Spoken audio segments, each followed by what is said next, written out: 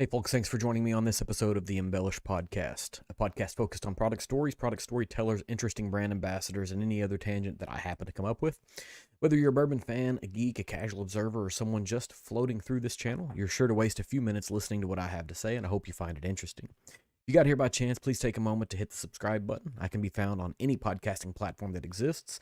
And if you can't find me on a platform, send me an email at embellishpod@gmail.com and I'll try to get that taken care of. I also generally live stream recording all of these episodes on YouTube on Wednesday nights around 9:30 p.m. Central Standard Time. And you can find all of my links on Instagram at embellishpod or Twitter with the exact same handle.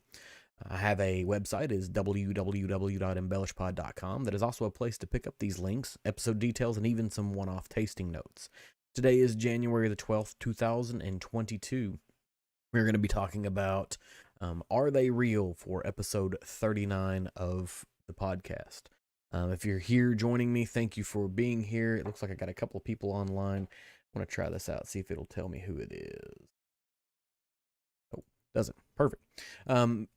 If you're here, make yourself known. Let me know what you're drinking. Let me know what you're doing. Before we get into the show, I always try to talk about a few things. Right now, I am rapidly approaching the 1 year mark. In a couple of weeks, I'll hit 1 year of doing this. Not necessarily the YouTube portion of it, but the podcast portion. I'll have 40 or 41 or 42 episodes by the time that hits. Started off audio only. Tried to set a goal of doing, one a week. And then when we got to the summertime, things got a little more hectic. I wasn't able to do one a week, so we had to cut it back to every other week for a period of time. And so that's why we're at 40 instead of 50 at this point. A couple other things. I came across this, and maybe you'll find this interesting. Maybe you won't. There's a company called Bacta. I came across this because of Whiskey in My Wedding Ring from David Levine. It's another podcast. It's Armagnac, and it is an opportunity to invest your future, your dollars into a prospective liquid. That Armagnac is the way to go to invest in this, and they've just announced a blend, a 50-year-old blend. It's more than 50 technically. It's vintages from 1868 to 1970. I'm not sure what to think of that, but I've been looking at it over and over and over again, and I'm not quite sure that I can afford it, but it's something that is super interesting to me, and maybe it's interesting to you. I don't know. And then the last pre-show concept note, whatever, got an email in my email box about winecompetitions.com. They just did a craft distiller award show, or not award show, but award series, and why that matters, why that's important, why that even is of any concern. If you watched last week's episode, you'll know that's exactly what I talked about last week was awards. And this one came through, and there's a dozen of them out there or more that are doing different types of awards for distilleries, and a lot of the times it's pay to play. So you send off an entry fee, you send off a sample, and then you get an award, and it's numerically based or whatever. But one of the things that was interesting about this, like I said, it is if you get a chance to go check it out, it's winecompetitions.com, and they have a craft spirits in there. All of the spirits that are entered must be available to the general public. And so a lot of the times, at least what I find in some of the spirits competitions, they end up having bottles that you're never going to see, things that are not available to you in the public. The B-Tax, the Pappies, all of those things. What's the use in ranking something that you're never going to see anywhere in the United States, or at least in North America for that matter? So they do that, and then they allow, at the discretion of a judge, to segregate certain classes by price. Thanks for the, hey, Zach, yeah. Didn't even plan that today. So, he commented on my shirt. This is the Bourbon Junkies Into the AM shirt, and the last time that I was able to see the wonderful human being of Zachary Jones was face to face, and we were both happened to be wearing the same shirt at the same time. That's the only reason. It's the easiest way for us to recognize each other. Maybe that'll be the go-to for Kentucky Bourbon Fest 2022, is everybody wears the End of the AM shirt, so we can get recognizable. But in the same vein, this competition had panels that were comprised of media, research spirits, or spirits research people, distilling people, whatever. A lot of really interesting results. The awards, there was, if I remember correctly, one of the top awards was given to a spirits company out of Texas, which is sort of unusual for me because Texas spirits takes a unique person to like what comes out of Texas sometimes. They can be entirely different from whatever else you're used to. But I wanted to take this week, and this week will probably be a shorter episode than normal. I want to talk about social media personalities, YouTube personalities, whatever. I've thought about this for a while. I've actually thought about this since before I ever even started doing a podcast because when I started this journey, I tried to set like realistic goals for myself on what success looked like, and what the idea. Yeah, it would be a fantastic uniform. Um, the first set of realistic goals that I set was how many episodes that I wanted to record before I felt like it was a thing that was going to stick for me. That most podcasts don't make it out of the first half a dozen or a dozen episodes. It's an idea that somebody comes up with, they run it, and they realize it's a lot more work, and then they want to get out of it. And so those were kind of the goals that I set for myself. And then it was, I wanted to see how many downloads I could get, how many subscribers I could get, and I didn't set any time frames for it. And I used a 1, 5, 10, 20 method, which was 1 follower or 1 download, 5 downloads, 10 downloads, 20 downloads, and then the same thing with subscribers and all those things. And once those passed by, then I started trying to figure out, like, how do I measure success for what I'm doing. And there's a phrase out there, comparison is a thief of joy. And you find yourself, after you're doing this for a little while, start to compare, like, what do I need to do to get to the next level? What do I need to do to be the next big, podcast or whatever? And I don't know that that's a thing that I ever want to do, but you start comparing yourself. And so you start utilizing tools. And I use a series of tools to try to understand what trends well, what goes well. And sometimes I even do things with my podcast or with my YouTube channel or with, whatever other platform to test out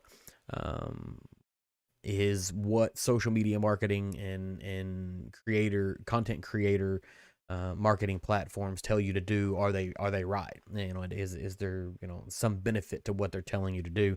And it may not be that. It may be that I never do those things again. I just want to experiment and kind of find out. And so I run a tool called Chartable, and that tells me about who downloads what across the multiple platforms that are available as far as audio podcast specifically. YouTube has robust analytics tools, and then there's another tool that helps to track like engagement within Instagram. Website analytics. I do have a website, and whatever happened to websites. Like this is a thing that I think about all the time.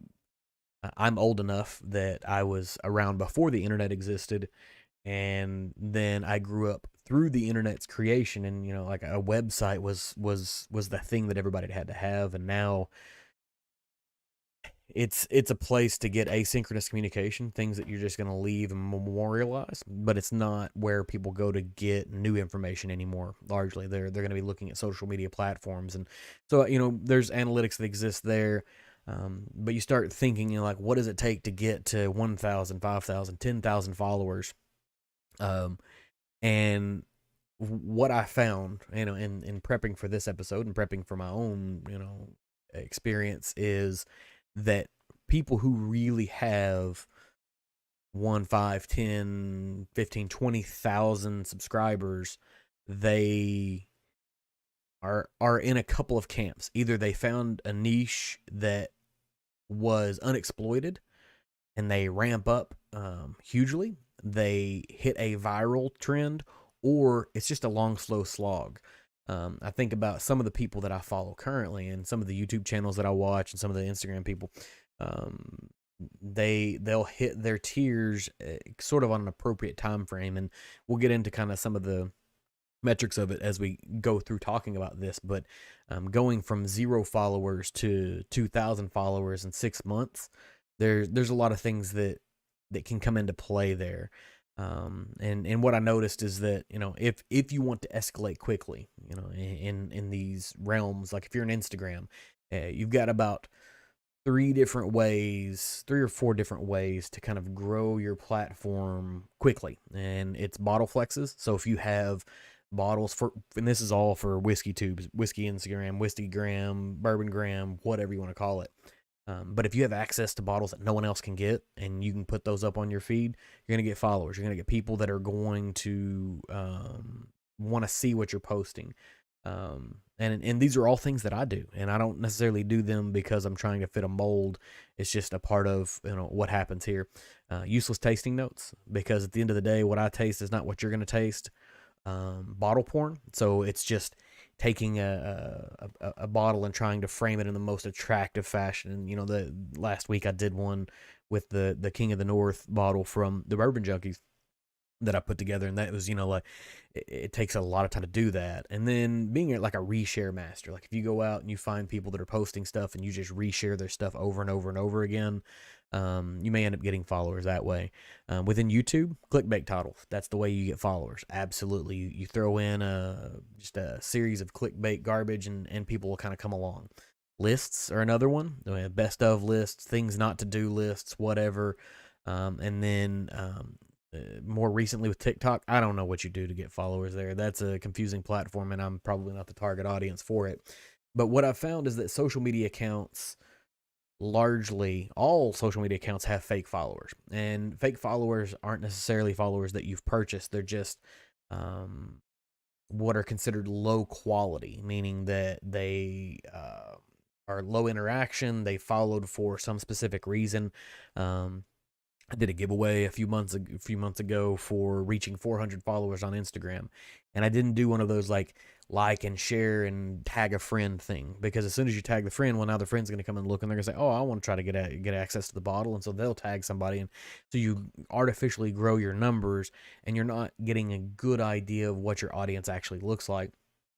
So there's a bunch of studies that have happened out there. They've found that they found that most large followers have half of their accounts that follow them are low quality or fake or whatever you want to deal with.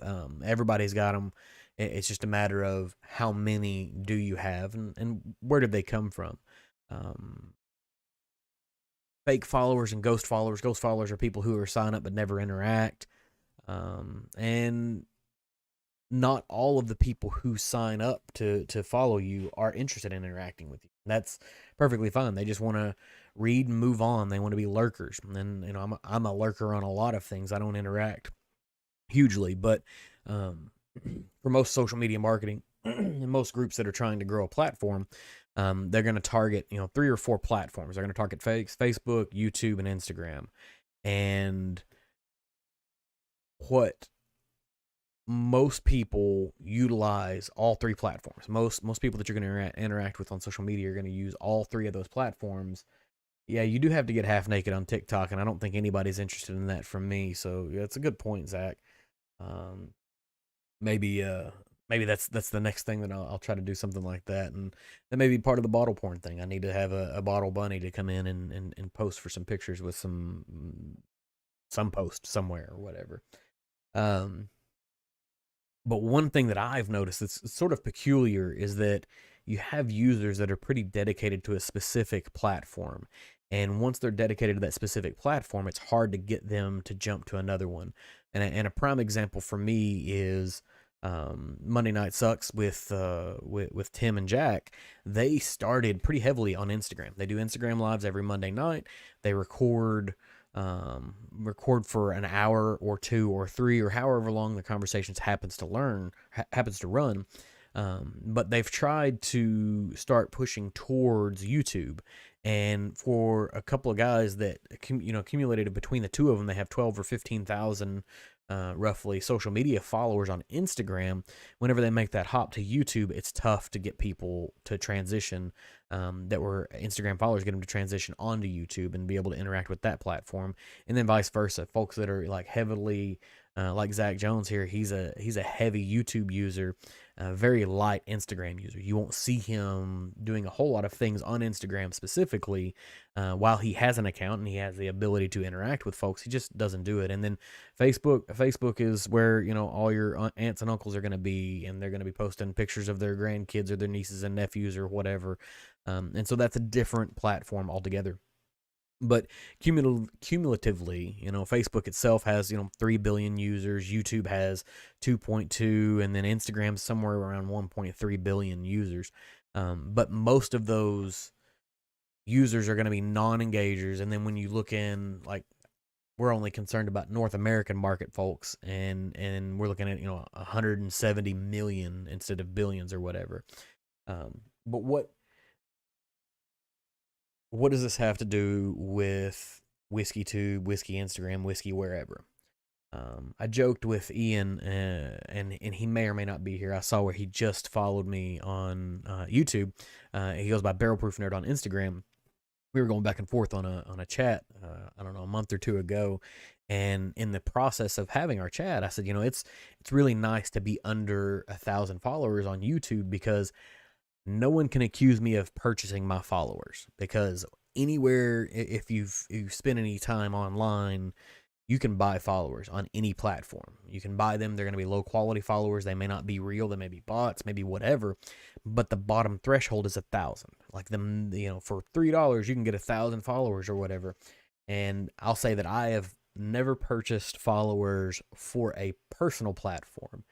I did buy some for a friend one time. One of my older friends was in a discussion with her daughter. She was like, "Well, I bet I could get more followers on TikTok than you could in a period of time or whatever." And so, unbeknownst to her, I was overhearing this conversation. I was like, "I can absolutely make that happen for just a few dollars." So you can go out and you can purchase these followers. So whenever you start looking at social media influencers, people on Instagram or Twitter or TikTok, you start having to assess, like, did they get there organically, or did they purchase a whole bunch of users to lend credibility to their platform? And there's a lot of thought that can go into that. The average growth rate on Instagram is somewhere between 1 and 3% per month. And so if you have 100 followers and you gain 1 per month, that's about right. I did pay you in nudes. They weren't me, though. It was Photoshop. Actually got some from somebody else. But 1 to 3% is on average, and you might jump because you do something interesting one month or whatever. But realistically, if you're growing beyond that 3% range, there's something else that is potentially happening. Whether it is a larger account is sending people to you, or you're doing something else. And I've noticed a couple of tactics. There's a particular app that I use that lets me see people who follow me, and then people who unfollow me. And why that matters is that there is a large group of folks that'll run around out there and they'll follow 200 or 300 people in a day. And most people, just out of common decency, will follow back. Like, oh, somebody's following me, I'll follow them back. You know, that's a nice thing to do. They'll wait a week, 2 weeks, maybe 3 weeks, and then they'll unfollow all of those accounts. So they're artificially inflating their numbers just by exploiting people's goodwill. And I noticed it happen a couple of times with different social media folks, and I found this tool that allows me to keep up with that. And I have at least 5 or 7 people that do that every single month on the bottom end. You know, it's 5 to 7 every single month that come in and, like, they follow me, and a week or two later they'll unfollow me. And so this allows me to trade that, you know, where we're trading a follow for follow, we're also trading an unfollow for an unfollow. Because if I wasn't following you beforehand, obviously I'm only doing it out of my own politeness. So there are tools out there that you can utilize to sort of make sure that you're trying to be as honest as possible about who's following you. The same tool I also allows me to see people, you know, the number of people that interact with my platform versus the number of people that are non-active, people that delete themselves, you know, a whole host of information. But it's a personal responsibility thing for me, and there's a couple of accounts out there that I specifically don't follow that are a big part of bourbon podcasting, explicitly because I am 100% convinced that if I did a deep dive on their social media accounts, they have purchased a good portion of their followership to try to gain notoriety to be able to get into um, whatever it is that they're trying to do. And so that why does a person do these things? Well, they do these things for a couple different things. They want to either create a job out of this, or they want to be able to go on pick experiences, or they want to get free swag from distilleries or some other thing. They're not necessarily interested in what it is that actually happens here. Um, I would lie if I said everyone wasn't interested in those things, but um, there's there's ways that you can if you pay attention long enough and you listen to the content they produce, you'll find that it's very much broy and a lot less bourbony, and bourbon just happens to be the market segment that they've decided they want to exploit, utilizing whatever resources they can to try to grow themselves. um, and this it, it's a phrase that I like to use called broing out, and basically it's they're getting a group of their potentially guy friends together. They get on a live or they get in a room together and they just start to talk shit. And it's not necessarily even about whiskey. Some of my favorite podcasts, Bourbon Pursuit. It's a group of guys that sit around and talk about stuff, and it's not just guys. Sometimes they have women on the platform. Or this is my bourbon podcast with Perry and Eric. They sit down and they talk to each other. Chill Filtered. It's Cole and Robbie. It's two guys that are talking to each other, but you can tell that they're interested in having those conversations about what's going on in whiskey, bourbon, whatever it is that's going on. But there are others out there that you can absolutely see that there is no, the interest isn't in that. The interest is in being a social media icon or being someone of note. And that's the big thing that those people will try to use other influencers to try to inflate their own accounts.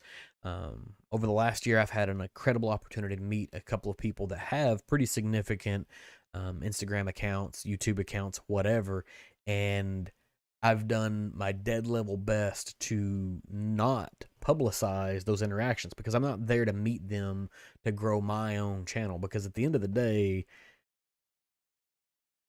I don't want this to grow huge. I don't want this. I have a job. I have a job that I enjoy doing. This is a side gig. This is a hobby for me. This is something that I enjoy doing. And the minute that I stop enjoy doing it is the minute that I stop doing it altogether. Um, so I'm not interested in trying to leech onto someone else and gain clout because I know so and so, or because I was, out at the bar drinking with this particular guy. Now, you walk the line between, well, I want to celebrate enjoying being around other people that I'm having a good time with, but also not clout chase. Whatever that happens to be. One of the things that's been curious to me, and I did these as far as a test, so this is moving away from an Instagram conversation into a YouTube conversation. um, we were working on some vacation planning for a trip with my family this summer, and there are just this abundance of people that top 10 things to do this or top 10 things not to do here. Those are ways that you can grow your platform quickly because they're usually short, they're easy to digest, and they're things that people will click on, they'll watch, and maybe they'll pay attention to, maybe they won't. And in this last week, I did this. I did this just as a test in preparation for this episode. I created my top 6 whiskeys of 2021.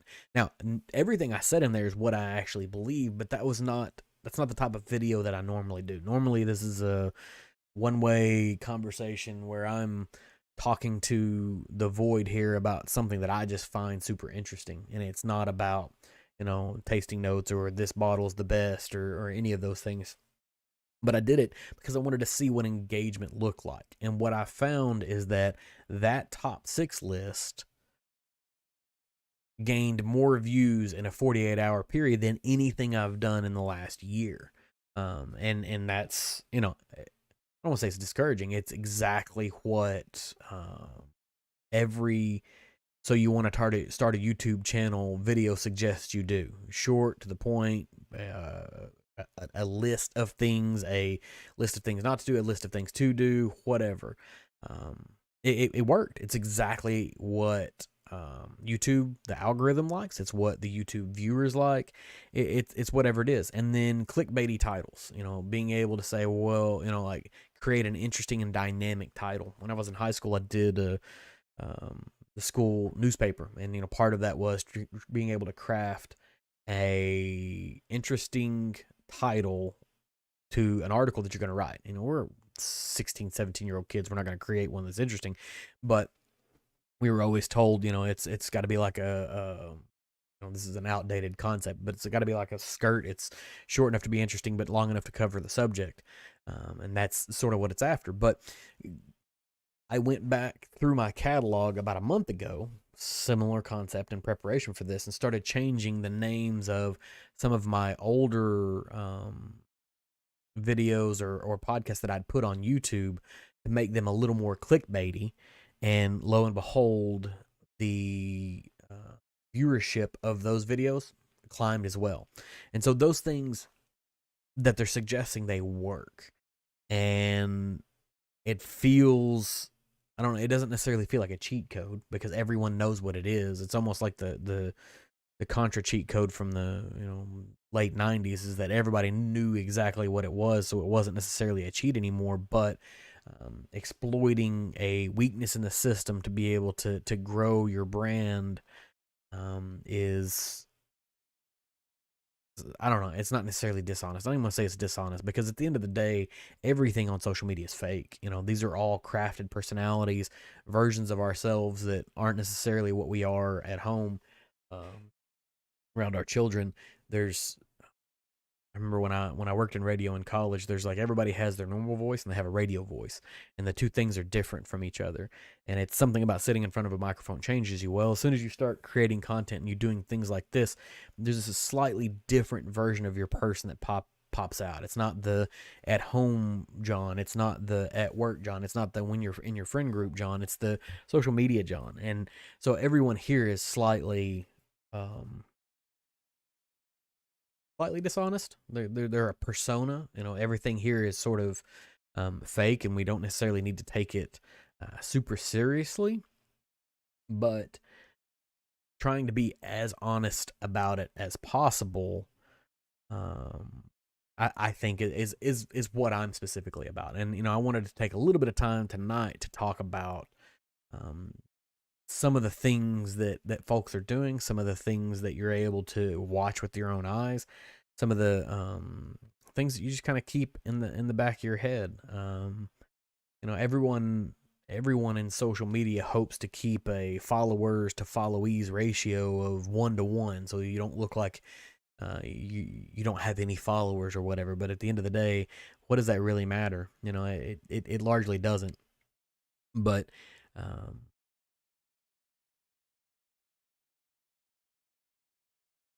it's hard to talk about this without calling out any specific names or any specific groups of people that I think are behaving in very, very specific and unique ways. Because at the end of the day, it's really none of my business. That's their platform.